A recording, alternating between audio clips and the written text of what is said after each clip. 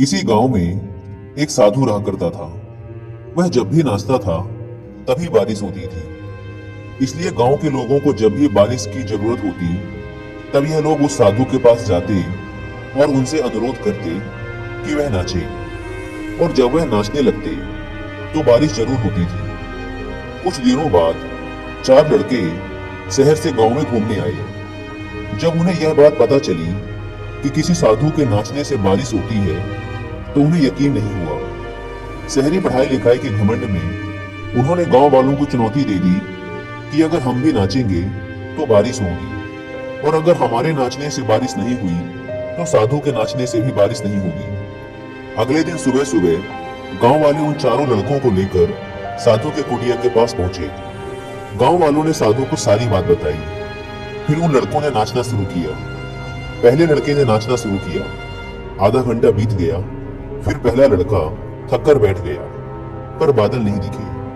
कुछ देर बाद दूसरे लड़के ने नाचना शुरू किया और 1 घंटे बीतते बीतते वह भी थक कर बैठ गया।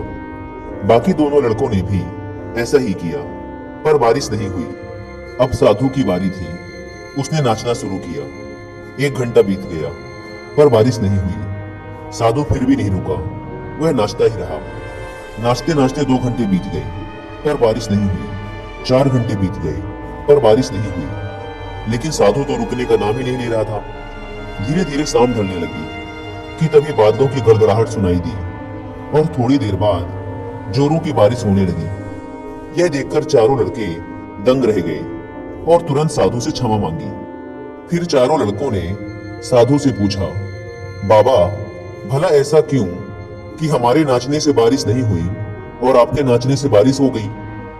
साधु ने उत्तर दिया, जब मैं नाचता हूं तो 2 बातों का ध्यान रखता हूं। पहली बात तो मैं यह सोचता हूं कि अगर मैं नाचूंगा तो बारिश को होना ही पड़ेगा, और दूसरी यह कि मैं तब तक नाचूंगा जब तक कि बारिश न हो जाए।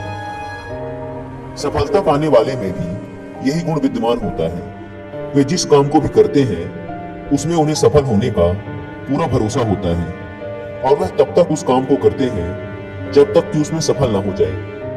इसलिए अगर हमें सफलता हासिल करनी है तो इस साधु की तरह ही अपने लक्ष्य को प्राप्त करना होगा।